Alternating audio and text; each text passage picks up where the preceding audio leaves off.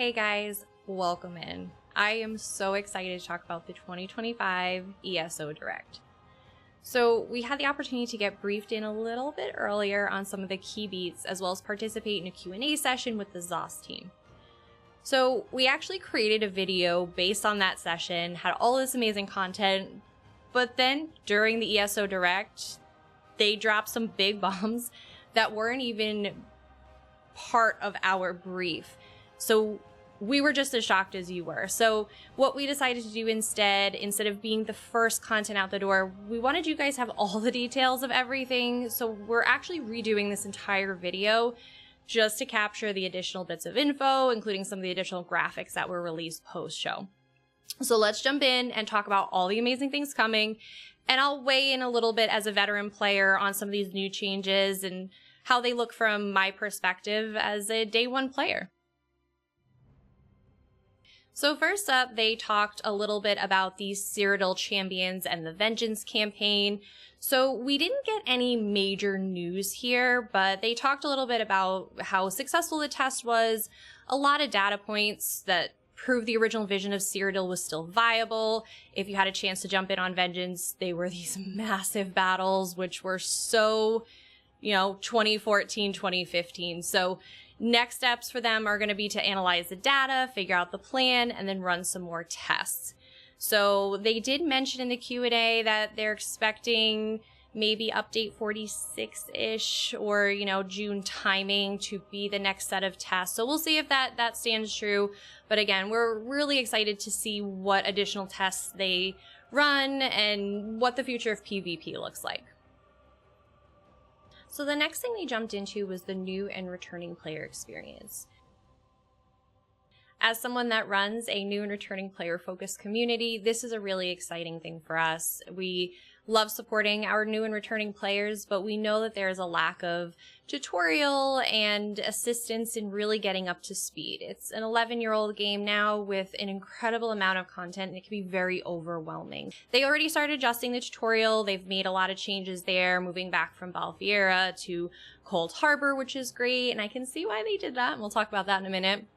And they also recently updated the visuals of some of the base game zones, which is something they're going to continue to do. But one of the cool new features that they're going to be adding is something called the Hero's Return, which is going to be a welcome back feature for returning players. So it's going to be an incentivized reward-based system that's going to have special login rewards and golden pursuits to help players catch up.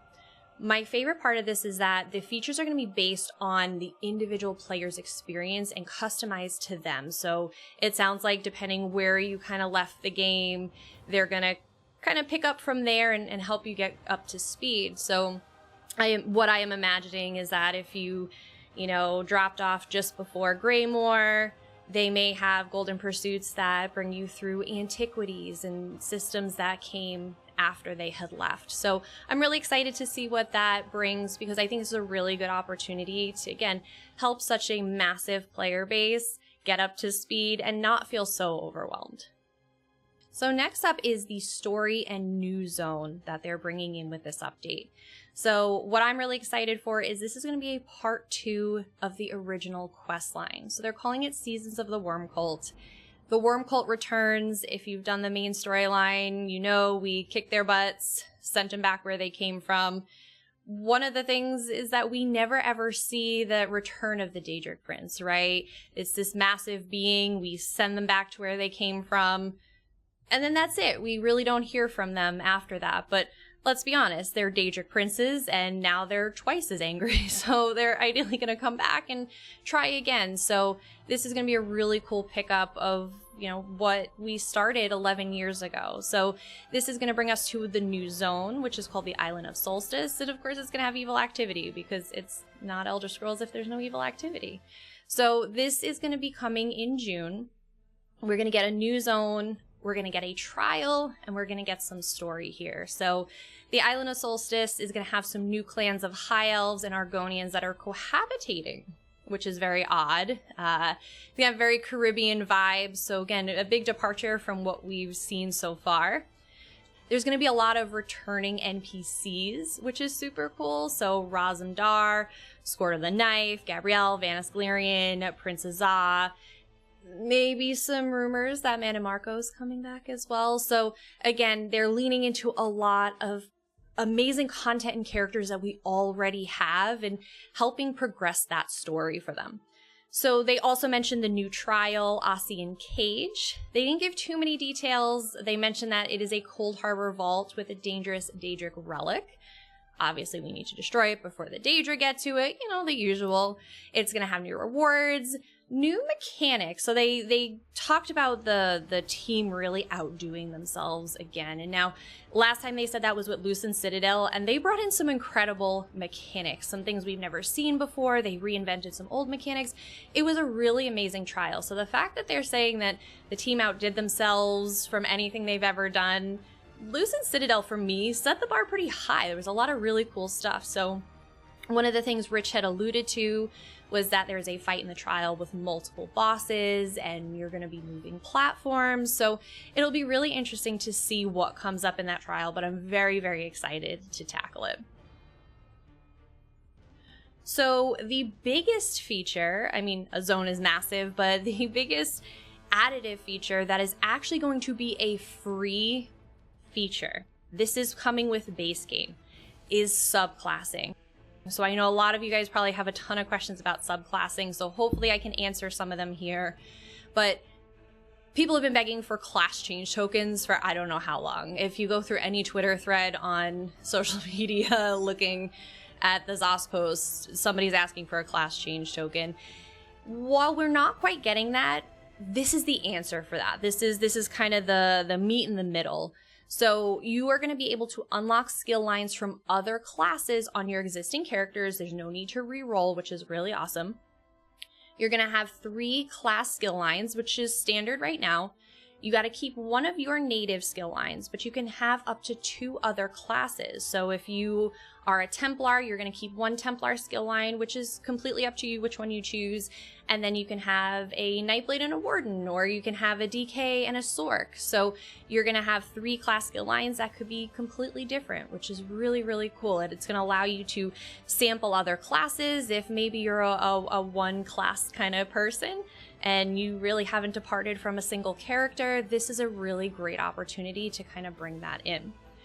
So skills are fully powered and identical to what you would find on a native class. So they're saying that they're not making it weaker or cutting things in half or maybe changing the skills and what they do, which I think is really awesome. I can definitely see some complications here as, you know, we look at potential power creep. I know Rich definitely identified that that is a thing, but it's a thing they're okay with. So, I mean, that ceiling's definitely going to raise here, but the skills are just as you would find them on the other classes, including the passives. The one caveat to these is they are making them a little more expensive, so subclass skills are going to cost 2 skill points instead of the 1 that they typically do now, so making it a little more expensive, but again, there's a huge benefit to doing this. Players that have leveled a character to 50 in another class will still have to level the skill lines on the character they want to subclass. So again, there's still a little bit of friction, as they said. There's still a little bit of work that has to be done, but we'll see, again, you know, what that grind's like. I'm hoping that it's not the same as a grind from 1 through 50 on a brand new character, that maybe they're gonna give us a little bit of a break. But players that do not have other characters, they may have that one character or maybe some half-baked characters out there, you still will have a way to get the skill lines and use them in the same manner. So don't worry, there's opportunity for everyone here. It's just your path is going to look a little different. So this is also going to be usable in all content with no restrictions. So PvP, which I understand where there's going to be a lot of pain points there. Again, ZOS does struggle a little bit with the balancing in game, especially having PvE content and PvP content that are very different but use all the same gear and, you know, all the same abilities. So I will be interested to see. I mean, they already said that the ceiling is going to rise, that there is going to be some power creep, but I'm curious to see how this does impact PvP. I think I'm a little skittish more there than I am with PvE, but again, let's test it. Let's see what it's like. And give the feedback, right? That's the best we can do here, but let's try it out. Let's try it out before we start, jumping to conclusions, right? So you do have to own the class to use those skills. So, Arcanist, Necro, Warden, if you guys don't have them, you just won't be able to use them. But for anybody that's got them all unlocked, you're free to mix and match any classes you want. So they did mention there's going to be over 3,000 new combinations possible, which is really awesome, giving people just a massive world to play in. Getting back to Elder Scrolls roots, right? I mean, as someone who played ESO as their first and only Elder Scrolls game, I've watched a lot of people play the other Elder Scrolls games, and, Ninetales has talked about it a lot. And one of the characteristics of Elder Scrolls games is the fact that you can be anything you want, right? You can create your dream character and play it and enjoy it. And ESO, we've, kind of been a little locked compared to what the other Elder Scrolls games have done. So this is a really awesome opportunity to really get back to some of those Elder Scrolls roots. So I also see this as a huge win for our RP community. You guys dream up these incredible characters, but you're trying to make the best with what you can with item sets and, some skill styles and things like that. But this is going to allow you guys to really mix and match everything to truly bake in that character that you're looking for. So I'm really excited there too. So one of the other big concerns I have about subclassing is class identity, right? We choose classes for very specific reasons. We want a specific vibe for our character or access to specific skills. And, you can't use an Arcanist beam if you're not an Arcanist. So you're going to have to play an Arcanist if that's what you want. Well, when we shift over to being able to mix and match any skill lines, we're going to lose that, right? You can look at someone and say, are you an Arcanist? Are you a DK? Are you a Templar? I don't know, right? There's still going to be class sets which are going to be specific to that native class that you pick in character creation. Same thing with the style pages that are specific for classes. There's going to be some achievements. So there is a little bit left there, but I am interested to see how this all looks when you jump into game and everybody can do everything or anything. I feel like we're going to lose a little bit of that class identity. But again, I'm willing to give it a shot, see what it looks like. And again, I have been proven wrong many times. Sometimes, we play a game for 11 years and you get into the habit of thinking a certain way. And for a big year of change, it may be an eye-opener for me and be very different. So we'll stay tuned. We'll give it its fair chance. But again, it may not be something that really resonates with me. But I'm so excited for the people that it does resonate with, for the people who are finally going to get a huge thing that they've been waiting for. This has been on Reddit and the forums for years. People have been waiting for subclasses. So again, I think this is overall a huge win for the community. If it's not for you, that's okay. You just live your best life. But for those that are super excited, I'm excited for you. So those are all the things that are coming in June with Update 46. We're going to get the new zone, the Island of Solstice. We're going to get the new trial. And we're going to get subclassing. Again, subclassing is going to be a free base game feature. So you won't have to worry about purchasing them. In Q3, we're going to be getting dungeons and a community event. This is a never before seen thing in ESO, and I'm really, really excited for it. So it's going to be a new server-wide real-time event called the Writhing Wall. So this is a server-wide community progression. There are several stages that you work towards. You're going to be setting up camps, you're going to be fending off attacks, and the whole goal is to get into the wall and bring it down. Because that wall is blocking the other side of the island, the eastern half of the island. So we want to get through that and continue the story quests, because the story quest is going to be on the other side.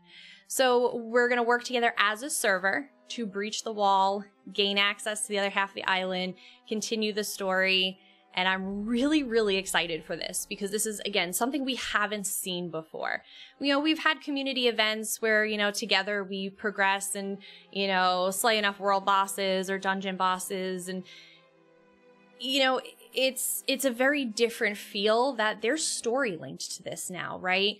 They did say, like I said, it is going to be a real-time event. So there is a potential for some FOMO if you're not involved and, you know, you're not there when the breach happens. There is going to be some progression before you're able to jump back in, but Rich did say that there is going to be an opportunity to make players as whole as possible and to not miss out tremendously on that live real-time experience. So we don't really know what that looks like and how they're going to do that, but again, really excited to see what they do with that.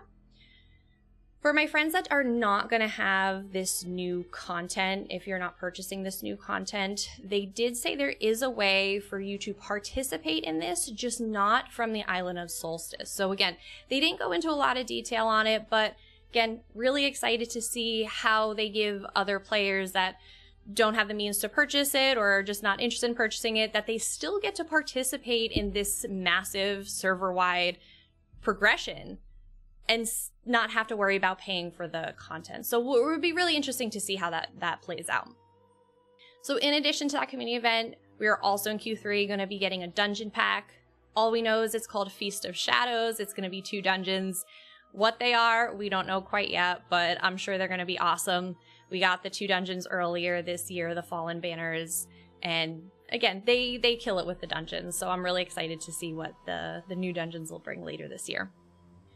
Next up in Q4 to round out the year is going to be the final story and zone expansion. So ideally by that time we have broken through the Writhing wall and we're going to be able to continue the story in Eastern Solstice.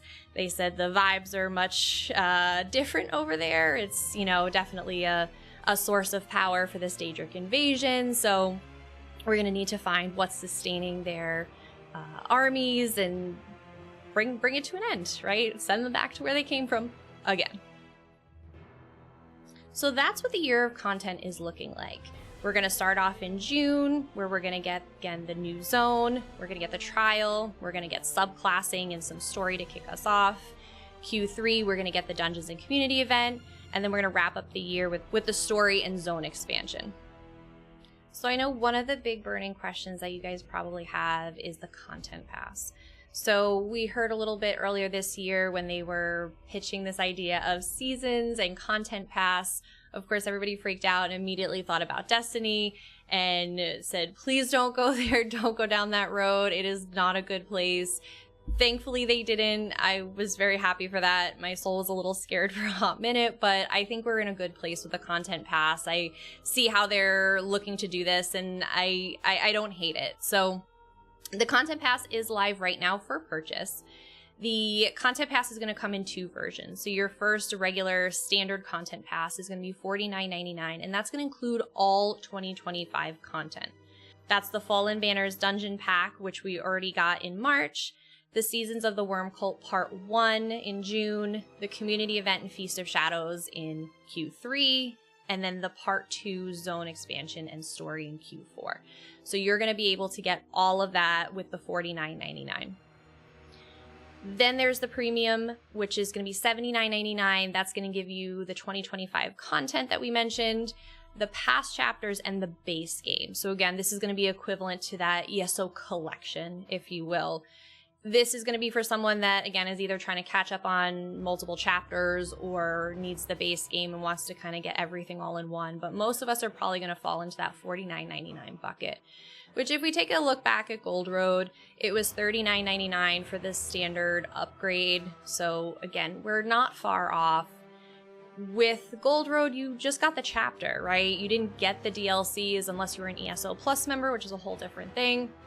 So you're getting an entire year's worth of content for the $49.99 as opposed to just the chapter for $39.99. So overall, I think the value is pretty fair and comparable to what we were seeing. And again, they did talk about wanting to change up the cadence, that we weren't going to kind of have this, you know, dungeon DLC chapter, dungeon DLC content, which we're seeing this year. They did mention that it is a transitional year for them, right? They had some stuff in the pipeline already, which is why that cadence doesn't feel much different, but they're definitely saying that's going to be very different in the future. So we'll talk about that in a hot minute, but it's, again, I think overall the value is comparable to, you know, what we've been paying and what we've been experiencing with ESO. So it shouldn't be much of a shock to everybody this year, but again, maybe next year will be a little bit different. In addition to all of that content, you do get a few bonus items for getting the Content Pass, which is going to be a mount, a pet, and a memento. If you do purchase the Content Pass before May 7th, there are additional bonus items you're going to get. A really cool customized action, another mount, another pet, and an emote pack. So again, you're going to get a few other little bonus items, and if you get it a little quicker, you're going to get a few more items. So again, value I think is relatively fair and kind of in line what we're doing. If you want to go to Solstice, you do need the Content Pass. If you do not have the Content Pass, you can still participate in the wall event, just in a different way as we mentioned. So for my friends that are wondering about ESO Plus, right, this was something that definitely came up for me, was if I'm paying for the Content Pass and I'm getting the Dungeon DLCs and all those other content DLCs, what does my ESO Plus matter as much anymore? And don't get me wrong, I will never give up ESO Plus because that bottomless craft bag and that double bank space and the extra housing slots sold. The DLCs are much further down on that list. But again, it feels like ESO Plus kind of got something devalued in nature, but we're gonna talk about that in a hot minute. So hang tight for my ESO Plus friends. If you do have ESO Plus, you will get access to the DLCs as normal. You'll get those dungeons. You just will not be able to go to Solstice. So they mentioned that future seasons may not be a full year like this one. Again, this was a transitional year. They kind of already had this set up. So next year they were mentioning that seasons may be 3 months or 6 months. So I'm curious how they're going to scale the pricing and the Content Pass costs with the seasonal content being a little shorter. So again, it'll definitely be interesting to see. They didn't give really any details on this. They mentioned that they're going to potentially do some remix seasons where we revisit storylines and regions to, quote, mix it up. The only hint we got there was Rich's little tidbit of, we know. If you guys are not familiar, you can probably see behind me, we here are a fan of the Dark Brotherhood. So we know is very commonly associated with them and their lovely handprint. So I strongly believe that there's going to be some Dark Brotherhood content in our future seasons.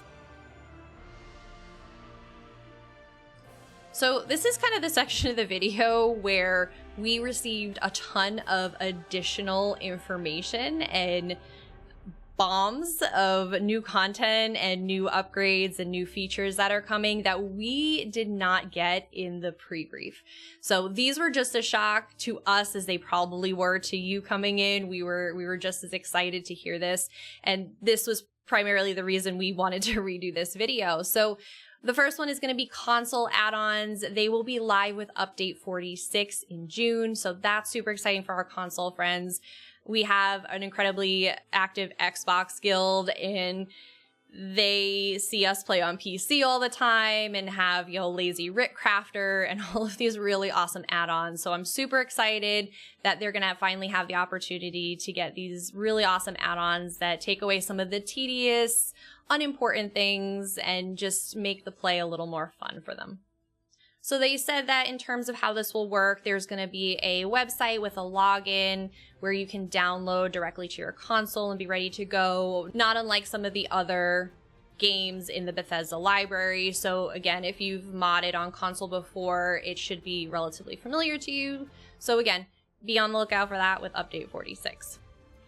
UI updates, they talked about the modernization of the PC UI, that they're really trying to update it and give it, again, a more modern look. It's a very old UI, and They made design choices for very specific reasons when there was, you know, lower quality hardware that was running on these games. So now that there's, you know, new optimized hardware, they want to give the UI a little bit of a refresh too, which was really cool to hear.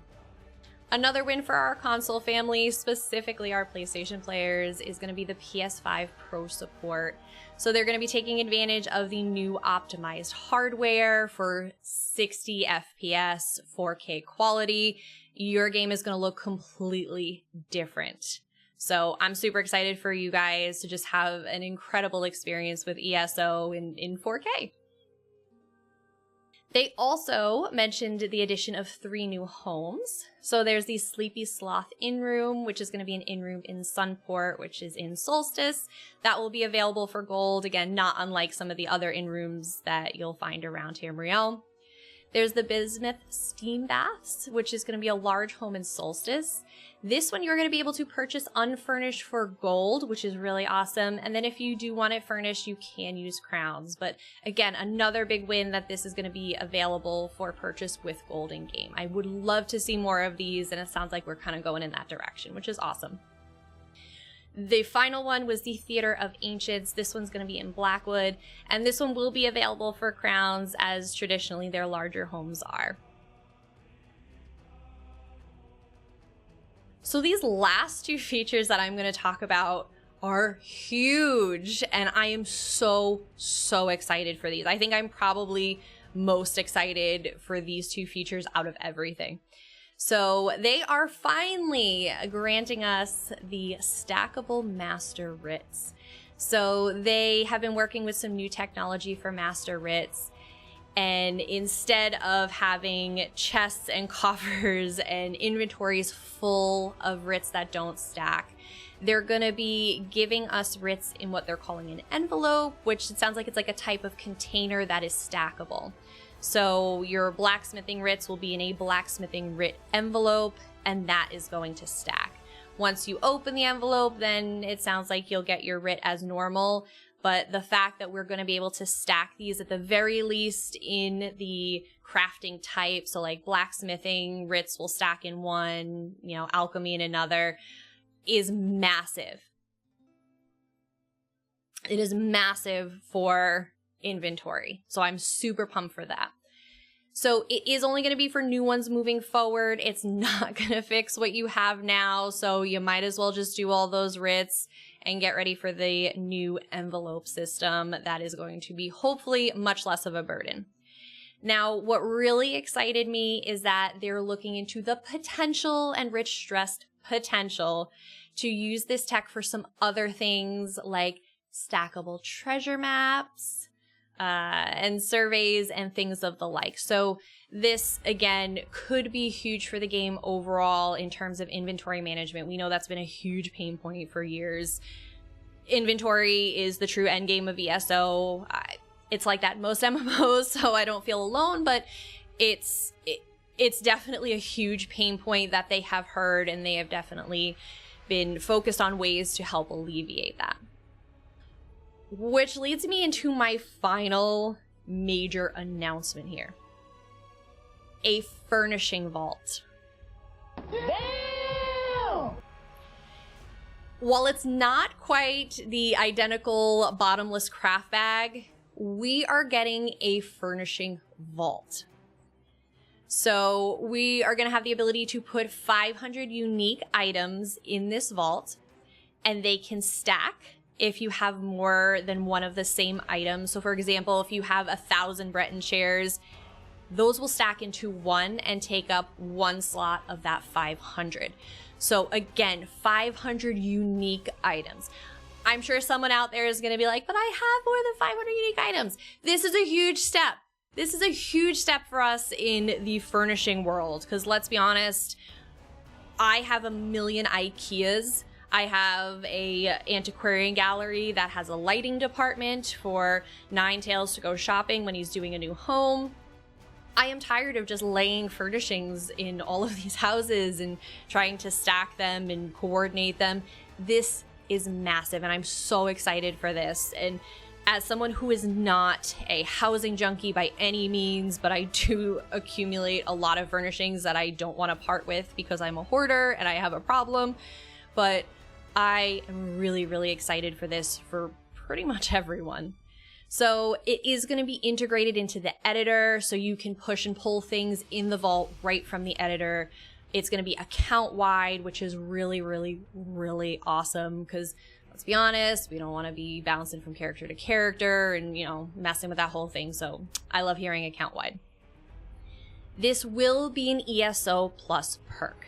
So as I mentioned earlier, they're kind of taking away a little bit of that value with the DLCs where we're going to pay for the content pass and then we have ESO Plus. So we're doubling up on that ability to have the DLCs. While yes, with the content pass, you will own them.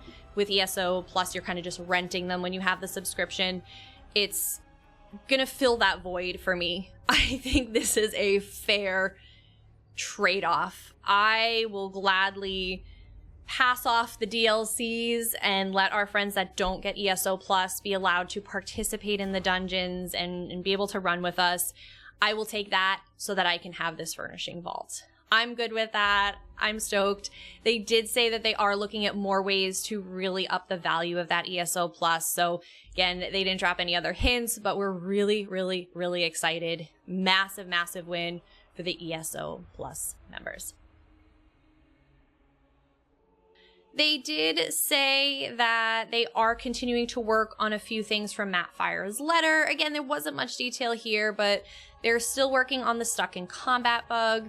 Rich mentioned that the team is actively working on it. They're actually testing fixes internally right now. So it's not quite ready for, you know, PTS or anything beyond that, but they're going slow because it touches a lot of things. So wherever this stuck in combat bug is originating, it is touching a million places in the game. So really what they want to just make sure is they're not going to break other things, which is very easy to do. 11 years old, there is more code than we could probably ever imagine. I would prefer they go slow because I don't want any more trouble. So I'm really excited to hear that they're actively working on it and they're getting to a place that they're starting to like, and hopefully we do see that soon. The other thing they mentioned was Overland Difficulty. This is a massive, massive topic in the community. So they are in the early stages of this, and they're trying to figure out how this will work. It is in progress. Again, they're still early on in it, so there's not really a lot to talk about. But again, they acknowledge that there is a wide range of capabilities within the community. I mean, my mother-in-law called up 9 and was just like, I can't defeat this basic quest boss, Evil Cadwell, if anybody's interested, from the Elsewhere quest line, and she couldn't defeat him, and she got very frustrated, and she's like, maybe ESO is not for me, right? And you know, to look at that, and I'm like, oh, well, I would sneeze and kill it, right? There are people with different abilities in this game, and sometimes we forget that, especially as veteran players or, you know, players that are just really good at what they do. So they did mention that it is likely going to be an opt-in system. They don't want to make the Overland content too hard for the people that are already finding it hard, but they want to allow our friends that are definitely more advanced and a little more capable to up that difficulty and make Overland a place where they're going to be challenged. So I'm super excited to hear that. I think that is an amazing opportunity to really cater to all the different types of players out there and try and keep everyone as happy as possible. One other thing they mentioned was guild support coming soon. As a GM, I cry every night about the lack of guild support. I know it's something I've had some discussions with them on, and the Guild Summit really was able to bring some of the community together to talk through some of these things as well, and that is definitely a high priority on their list, to bring some different systems and features into the game to make running guilds a little more effective and efficient. We currently rely on Discord right now, which is great, but for my Xbox guild, it's not so great. My Xbox guild does not like to get on Discord. They like to use the voice chat in game, and the features there would be unbelievably incredible. My PC side, they're definitely more accustomed to Discord for voice calls and things like that, so there's a little less hesitance. But again, I think having more resources in game to be able to effectively communicate with our guilds, run events, be able to mail everybody something without getting social banned would be really awesome. So I'm excited to see what they are coming up with. They mentioned a few things in the Guild Summit as potential ideas, but again, nothing solid aside from the fact that they are actively working on it and it's high on their priority list.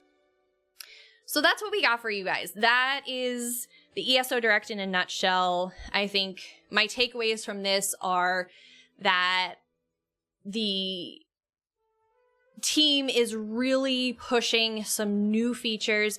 Again, they're trying new things. That was one of the big things that they said from the beginning was they're going to try stuff. If it doesn't pan out, cool. They put that one on the shelf and they try something different. So, you know, this community event is a first time thing. They're bringing in subclassing. I think it's a really good setup for what I hope is more change in the future. Again, having played this game for 11 years, it definitely got a little stale, right? You know, we stream and sometimes it's tough to figure out what to do on stream. You know, you guys have watched Nine run his laps farming heavy sacks I don't know how many times, right? Sometimes, you know, you've just done all the dungeons you can, you've done all the trials you can, the overland content's pretty easy, right? You know, you just kind of come on stream and you just socialize, right? Which there's nothing wrong with that. But to be able to bring in some fresh stuff and, you know, help new and returning players come in, hopefully this brings in a new group of people and players. And I'm really, really excited. I think this is just the start. We have to remember, again, this is a transition year. So I know a lot of people are like, well, this isn't any different than what we saw last year. And you're right. There's definitely a lot of similarities and there's, you know, a lot of what we did see with the Gold Road cadence, but again, this is a year of transition. It's some old format mixed with some new format, and it'll be interesting to see what baby that makes for next year. So that was the ESO Direct. I honestly am super excited to see how this year pans out with the new ideas and features that they're bringing in. I definitely have some concerns overall. I'm not going to say I don't. Mostly around subclassing, as we already talked about, but I'm ready to test it out for myself and then make my final judgments. I want the player base to get their hands on it, see what people do with it. Again, I could be proven wrong. So super, super pumped to see how it all nets out. And again, I went from cautiously optimistic to pretty dang optimistic to see what the future is for ESO. So in continued collaboration with Duma in the Game Room, we will have new content guides on the website. And of course, Duma is going to bring you awesome new builds. That subclassing is definitely going to change. There's going to be a lot of meta shift and builds are going to be very, very different than what we are doing now. So you can check out the website now for current builds and guides at thegameroom.tv. But we're definitely going to dig into PTS, which starts on Monday the 14th. And we're going to see what all of this is about, see what other things that maybe they didn't mention that's in here. But we're really, really excited. And we're going to, again, bring you as many content pieces as possible to help you transition with the Elder Scrolls Online transition. So we will see you in Tamriel.